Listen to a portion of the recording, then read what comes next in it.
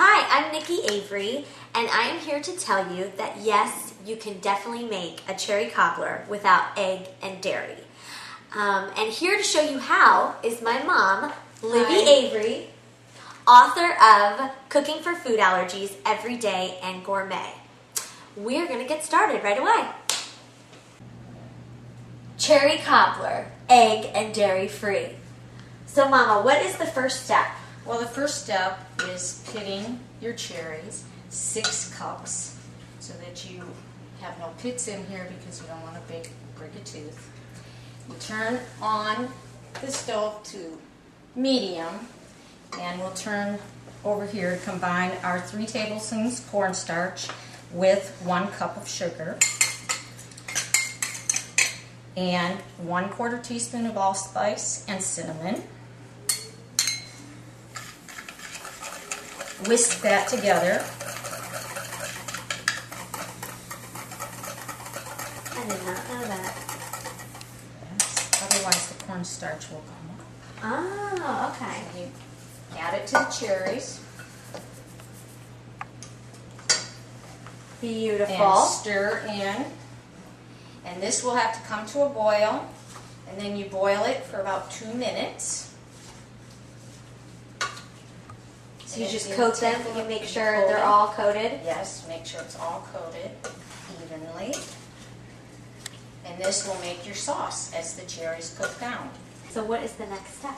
So we'll come over here and make our biscuit. Ooh. That will go on top. This is flour, 1 cup. 1/2 teaspoon of salt. 1 teaspoon of baking powder. This is our egg replacer. Egg replacer, so important. This is Allergy egg replacer. Allergy egg replacer, which replaces your egg. So we'll whisk this together. Let's show everybody how to do that. It's 1.5 teaspoons of egg replacer for every egg used. And then we 2 put tablespoons of water. And then you whisk until it's thickened, very frothy looking, and becomes a little thickened. You can also beat this with a handheld beater if you want. Easy with a whisk though.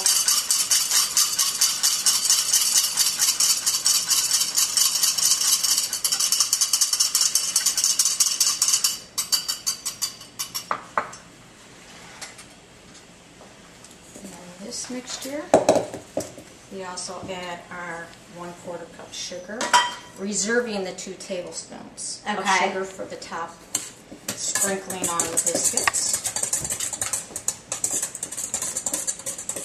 And you have to mix that together well, all of that? Yes, just so it's combined. Then you add your margarine that I prefer to freeze first because dairy-free margarines can be very soft and not really even hard when they're in the refrigerator. So I usually freeze it for about a half an hour in cubes. And you just cut in. You can also do this in the food processor by just putting in the flour, the sugar, the salt, the baking powder, and then adding in your margarine piece by piece and dropping it and letting it process for 30 seconds until it's like coarse crumbs. Alright, that's about how it should look. See? All the margarine is cut in.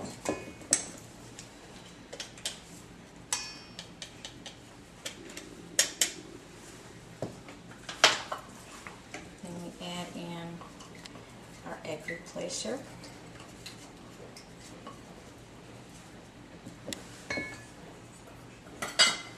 Our vanilla, 1/2 teaspoon, just a little flavor like that, and our 1 cup of milk substitute. I'm using Silk today, but there are many other ones. Soy products, rice products, coconut milk that you could use.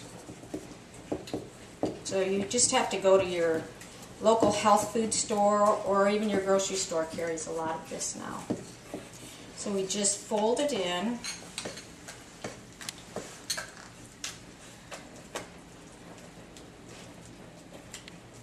And it doesn't have to be completely combined. And we just do that. And that will stand until our cherries are ready. And this will go over the cherries. Now it has boiled for 2 minutes, and it's nice, thick, and glistening. And the cornstarch has been absorbed. It's all delicious looking. That looks good, Mom. Okay. So we'll turn this off and take it off the heat and add our 1 tablespoon of amaretto liqueur. And if you don't want to use liqueur, just use 1 teaspoon of almond extract.